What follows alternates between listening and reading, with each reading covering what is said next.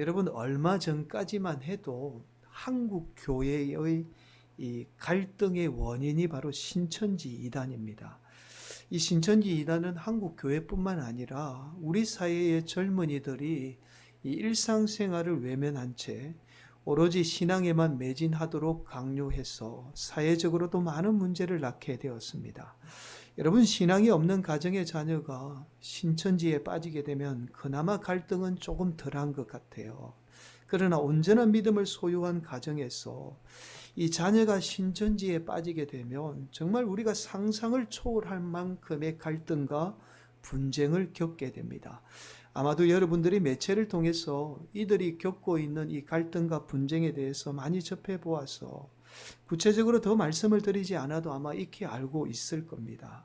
신천지에 빠진 자녀들뿐만 아니라 온 가족이 이 신천지에 빠진 자녀로 인해서 온전한 생활을 하지 못하게 되죠.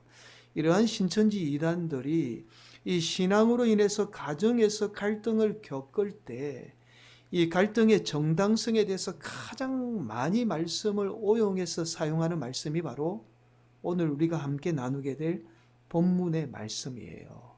사랑하는 성도 여러분, 오늘 우리가 함께 나누게 될 하나님의 말씀은 우리가 흔히 이렇게 알고 있죠.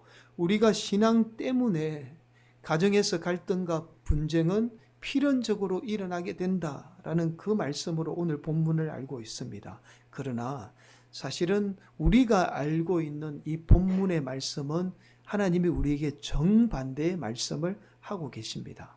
우리가 신앙생활을 통해서 가정과 우리의 삶에 어떻게 하면 갈등과 분쟁이 일어나지 않는가에 대한 하나님의 말씀입니다. 사랑하는 우리 성도들이 오늘 우리에게 주시는 하나님의 말씀을 통해서 저와 여러분의 삶과 가정 가운데 갈등과 분쟁이 사라지는 하나님의 놀라운 역사가 임하기를 예수님의 이름으로 간절히 축원을 드립니다. 오늘 본문 34절은 이렇게 말씀하죠. 내가 세상에 화평을 주러 온 줄로 생각하지 말라. 화평이 아니요 금을 주러 왔노라. 34절 이 말씀만 보게 되면 마치 예수님이 세상의 분쟁을 일으키기 위해서 분쟁의 원인인 것처럼 말씀을 보면 비춰질 수가 있어요.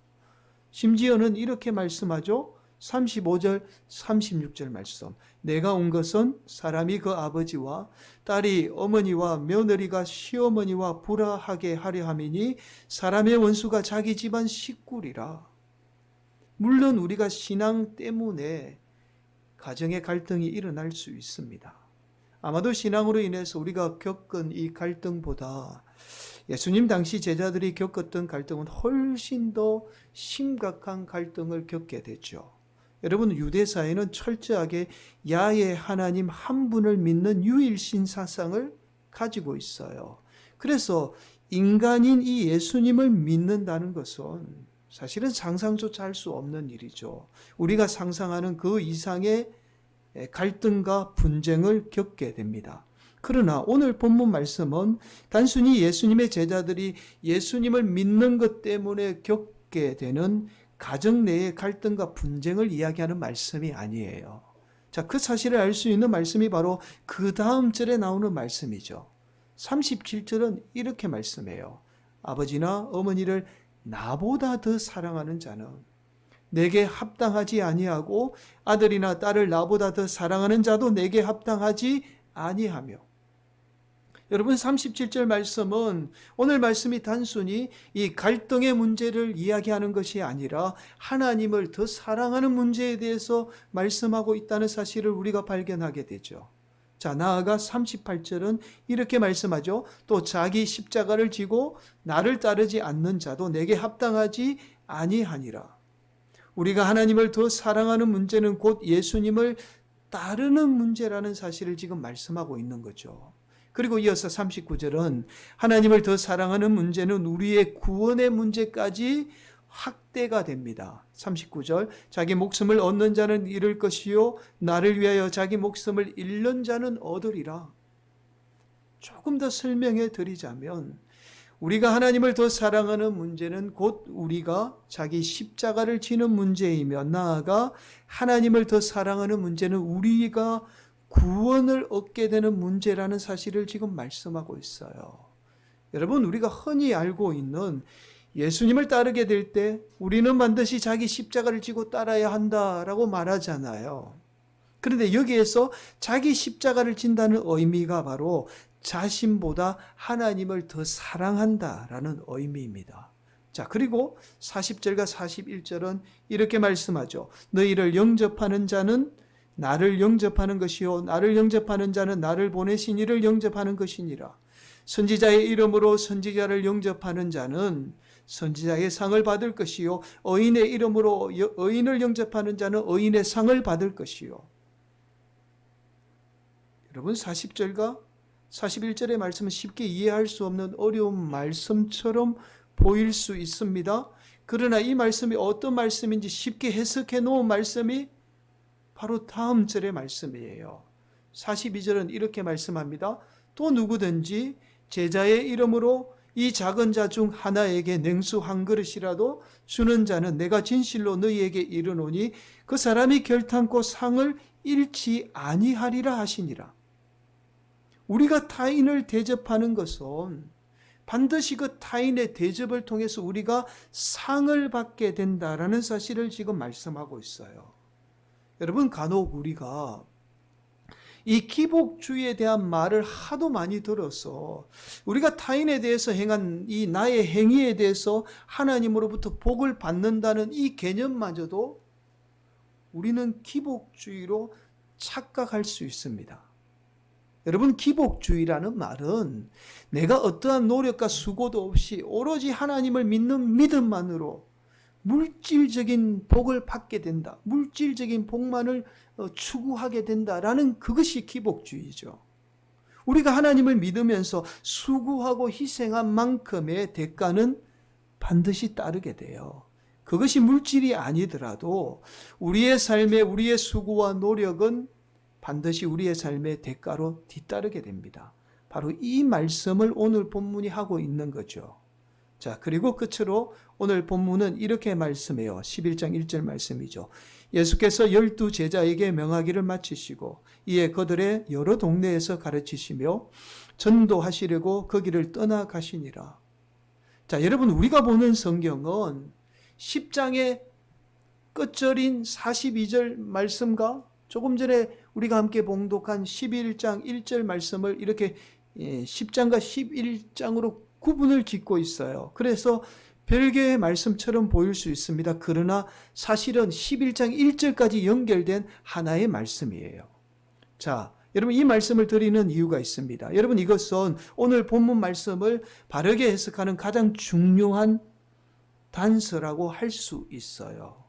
바로 10장 전체의 내용을 하나의 말씀으로 보는 거죠. 즉 10장 전체의 내용이 예수님이 제자들을 세워서 세상에 파송하는 내용이라는 사실을 알 수 있습니다.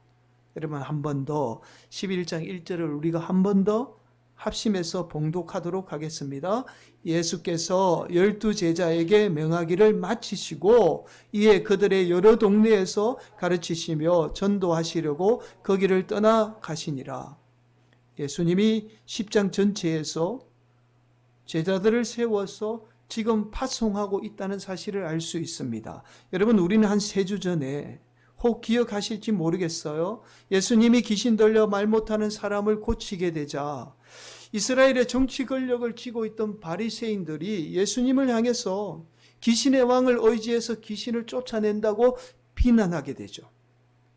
이 사실을 알게 된 예수님이 이스라엘 온 도시에 해당해서 하나님의 말씀을 가르치게 됩니다. 왜냐하면 당시 바리새인들이 정치 권력을 이용해서 해당을 중심으로 하나님의 말씀을 가르친 것이 아니라 해당을 자신들의 권력의 수단으로 이용하게 되죠.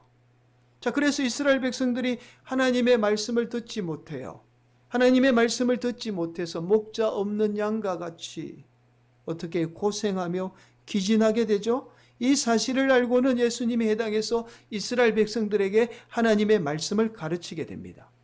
자, 이 후에 예수님은 곧 십자가에 못 박혀 돌아가실 것을 알고는 제자들을 세우게 되죠.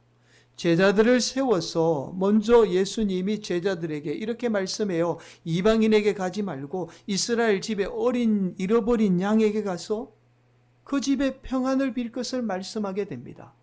제자들이 그 집에 빈 평안함이 만약에 그 집이 합당하지 않으면, 즉 예수님과 같이 희생의 가치가 없으면, 반드시 그 집은 희생의 가치가 있으면 그 집은 반드시 평안을 얻게 된다라는 말씀을 드렸죠.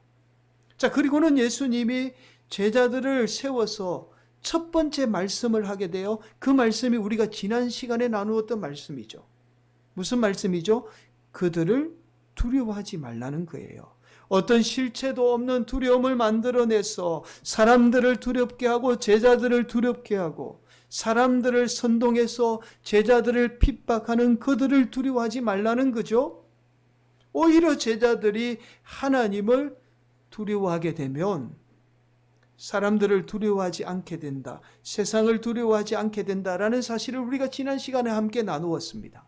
자, 오늘 본문 말씀은 지난 시간에 이어서 바로 예수님이 이런 제자들을 세워서 파송하면서 마지막으로 부탁하신 말씀이 바로 오늘 본문의 말씀이에요. 단순히 우리가 예수님을 믿게 되면 가족과 갈등하게 되고 가정의 분쟁이 일어나게 된다는 말씀이 아닙니다. 우리가 예수님을 믿고 따르는 문제에 있어서 우리가 누구를 더 사랑해야 되는가에 대한 하나님의 말씀이죠. 그래서 오늘 본문 37절은 이렇게 말씀하고 있어요. 한 번 더 봉독합니다. 아버지나 어머니를 나보다 더 사랑하는 자는 내게 합당하지 아니하고 아들이나 딸을 나보다 더 사랑하는 자도 내게 합당하지 아니하며. 여기에서 합당하다라는 말이 우리가 지난번에 살펴보았던 합당하면이라고 할 때에 이 악시오스라는 단어입니다. 뭐뭐할 가치가 있다라는 의미의 단어이죠. 그런데 지난번에는 뭐뭐할 가치가 있다라는 의미로 사용했다면 오늘 본문에서 이 악시오스는 저울에 무게를 달았을 때에 한쪽이 기운다, 즉 한쪽이 더 무겁다라는 의미입니다. 자, 우리의 삶에 있어서 우리가 어디에 더 무게를 두어야 하는가라는 말씀이죠. 여러분, 그래서 오늘 말씀은 오히려 예수님을 믿는 것 때문에 가족과 분쟁하게 된다는 이 말씀이라기보다 우리가 하나님을 더 사랑하게 될 때, 즉 우리가 하나님의 이 사랑의 무게를 두게 될 때에 우리는 사랑하는 가족과 분쟁하지 않고 그들을 진정으로 사랑하게 된다라는 말씀입니다. 그러한 하나님의 사랑이 진정으로 타인마저도 영접하게 된다는 사실을 지금 말씀하고 있어요. 여러분, 우리 인간은 우리의 사랑하는 자녀뿐만 아니에요. 어떤 대상을 사랑하게 되면 반드시 자신의 욕망에 기초해서 사랑하게 됩니다. 그래서 인간의 사랑은 집착으로 이어지게 되죠. 사랑하는 우리의 자녀들은 그렇지 않을 것이다, 내가 낳았으니까 그렇지 않을 것이다 라고 생각하지만 그렇지 않아요. 우리가 자녀들을 사랑하는 문제도 반드시 자녀들에게 우리가 집착하게 됩니다. 자, 이성 간의 사랑도 마찬가지예요. 처음에는 순수한 사랑으로 시작하지만 점점 시간이 지나면 그 사랑은 서로에 대해서 집착하게 됩니다. 그래서 인간의 사랑은 반드시 문제를 일으키게 돼요. 자, 앞서서 말씀을 드렸듯이 우리 인간은 누구나 할 것 없이 인간의 욕망에 기초해서 타인을 사랑하게 됩니다. 그래서 이러한 인간의 사랑은 차츰 시간이 지나게 되면 집착을 낳게 되고 그 집착은 우리의 삶의 갈등과 분쟁으로 이어지게 되죠. 이 갈등과 분쟁은 사랑하는 사람일수록 더 심하게 일어납니다. 그래서 우리 인간은 하나님을 통해서만 참된 사랑을 깨닫게 되고 참된 사랑을 하게 돼요. 하나님은 자신의 하나밖에 없는 독생자 예수님을 십자가에 희생시킴으로 말미암아 저와 여러분을 사랑하신 분입니다. 이 희생의 사랑은 우리 인류를 구원하였을 뿐만 아니라 우리 인류에게 진정한 사랑의 의미를 일깨워준 사건이에요. 예수님의 이 진정한 사랑 이전에 세상은 온통 자신을 사랑하는 것이 진정한 사랑이라고 외쳐왔습니다. 여러분, 이러한 사랑은 지금도 마찬가지죠. 여전히 세상은 자신을 사랑하는 것이 진정한 사랑이야 라고 그렇게 말해요. 그 사랑이 우리에게 행복을 가져다 준다라고 말하잖아요. 그러나 자신을 사랑하는 것은 자신의 욕망에 기초하기 때문에 반드시 우리의 삶에 갈등과 문제를 일으키게 됩니다. 그래서 하나님이 제자들을 세워서 파송하면서 마지막으로 세상의 어떠한 사람들보다, 심지어 가족들보다 하나님을 더 사랑할 것을 지금 말씀하고 있는 거예요. 아무리 제자들이 하나님의 일을 한다고 하지만 하나님을 더 사랑하지 않으면 제자들이 어디를 가든지 갈등과 문제는 끊이지 않는다라는 사실을 지금 말씀하고 있는 겁니다. 사랑하는 성도 여러분, 저와 여러분이 무슨 일을 하는 게 중요한 게 아니에요. 저와 여러분이 어디에서 무슨 일을 하든지 간에 하나님을 더 사랑하지 않으면 반드시 하나님보다 더 사랑하는 여러분의 욕망은 여러분의 인생에 갈등과 분쟁을 일으키게 됩니다.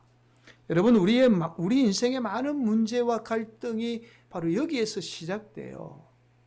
지금 여러분의 삶에 문제와 갈등이 있다면 이것은 다른 말로 내가 그것을 하나님보다 더 사랑한다는 증거입니다. 지금 내 삶의 자녀로 인해서 우리 가정에 갈등이 있고 가정 내에 분쟁이 있다면 그것은 지금 내가 하나님보다 자녀를 더 사랑한다는 증거예요. 나아가 내 삶에 갈등과 분쟁이 있다면 그것은 여전히 내가 하나님보다 나를 더 사랑하기 때문에 내 삶에 갈등과 분쟁이 일어나고 있다는 증거입니다.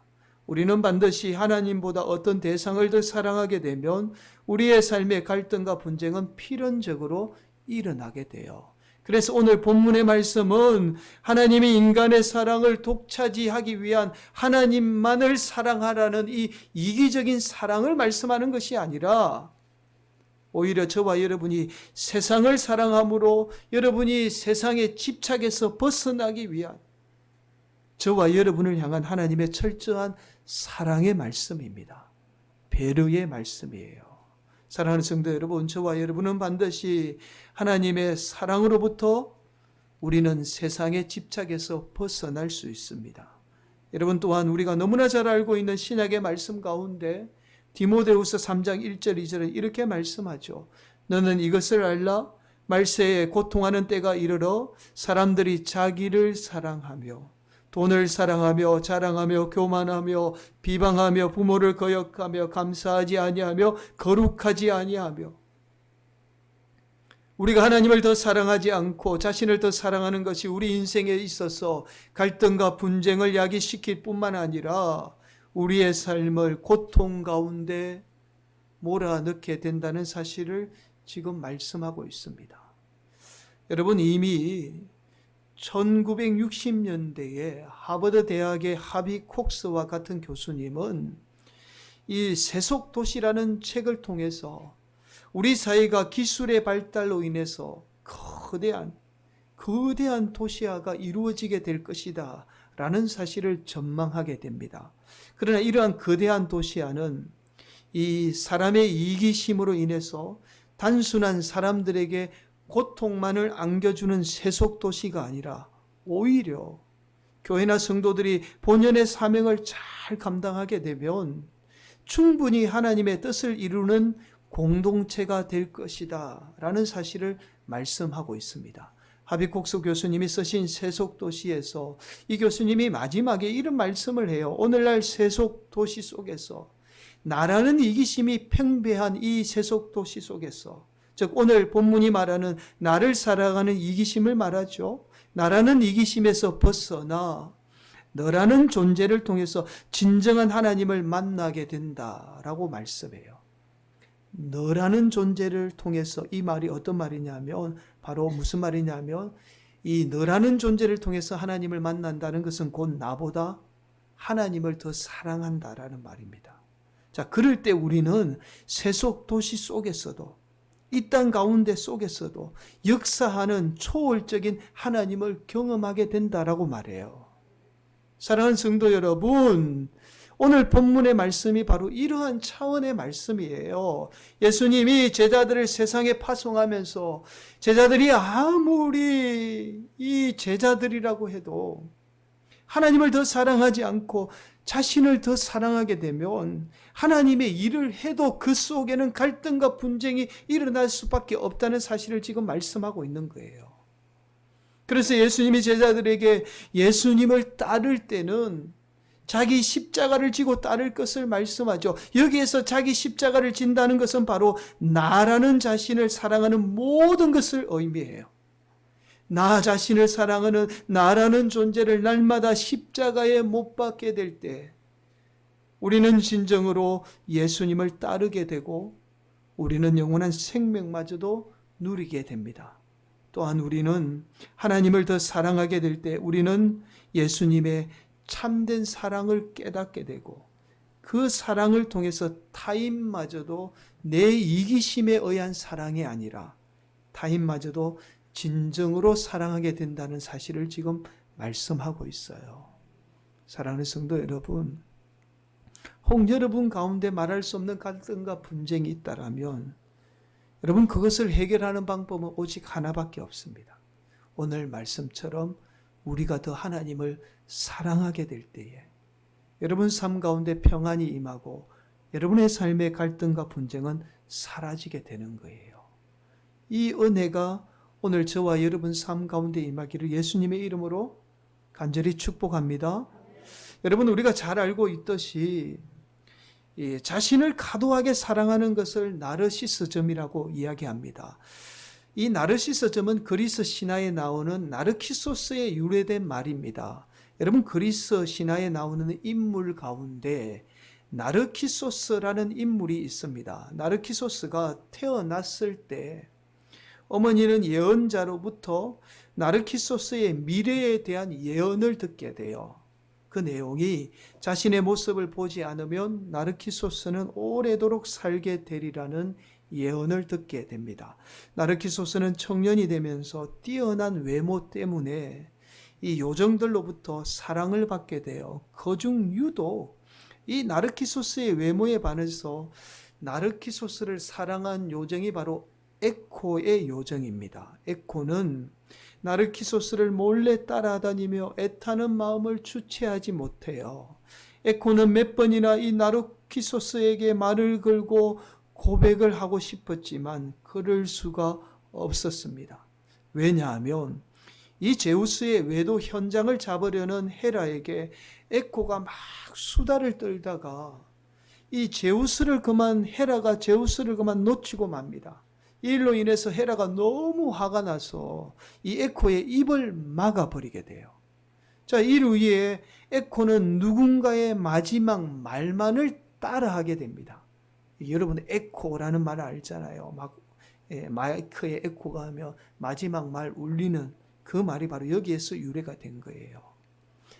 여러분 한편 에코는 속에서 이 나르키소스의 외모에 이 더는 참을 수가 없어서 나르키소스의 목을 뒤에 몰래 가서 힘껏 껴안게 돼요. 자, 나르키소스는 소스라치게 놀라며 에코의 손을 뿌리치며 이렇게 외칩니다. 너 같은 것에 안기느니 차라리 죽는 게 낫다. 라면서 이 에코의 손을 뿌리치게 되죠. 에코는 모욕감을 참지 못하고 시련의 고통 가운데 그만 죽음을 맞이하게 됩니다. 이후에 아무도 에코의 모습을 보지 못하고 에코의 목소리만을 듣게 되죠. 이렇게 나르키소스는 많은 요정의 사랑을 잔인하게 거절하게 됩니다. 이들 중 한 명이 그들이 당한 아픔만큼 이 나르키소스도 아프게 해달라고 하늘을 향해서 간절하게 기도하게 돼요. 복수의 여신 이 네메시스는 이 기도를 듣고는 나르키소스가 자신의 모습만을 사랑하도록 만들어버려요. 어느 날 나르키소스는 사냥하다 지쳐서 더위를 지키고자 샘에 오게 됩니다. 갈증을 느낀 나르키소스는 샘물에 몸을 숙였고 그 순간 물에 비친 형상을 보고는 놀라게 됩니다. 나르키소스는 자신의 아름다운 모습에 이 넋을 잃고는요 꼼짝도 하지 못하게 돼요.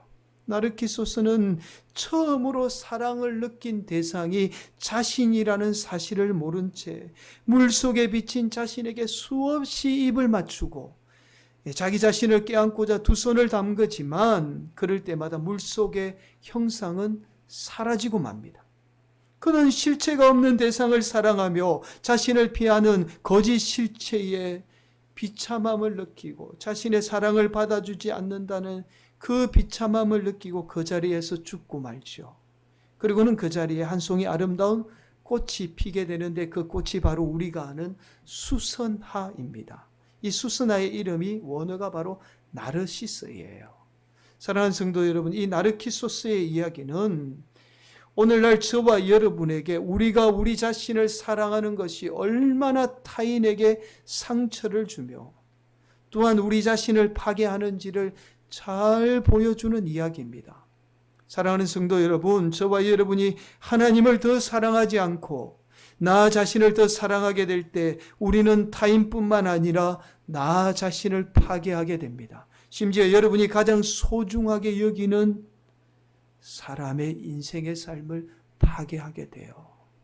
우리가 아무리 신앙의 열심을 가졌다고 해도 나 자신보다 하나님을 더 사랑하지 않으면 우리는 나로 인해서 끊임없는 갈등과 분쟁을 일으키게 됩니다.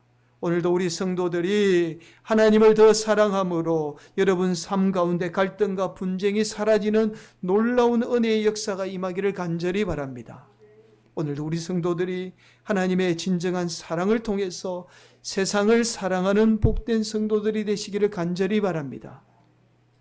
오늘도 세상의 그 하나님의 사랑으로 세상을 사랑하게 될 때 우리는 우리가 사랑하는 대상으로부터 진정한 기쁨과 평안을 누리게 됩니다. 우리 성도들이 세상의 그 어떤 것보다 하나님을 더 사랑함으로 진정한 기쁨과 평안을 누리는 복된 성도들이 되시기를 예수님의 이름으로 간절히 축원을 드리겠습니다.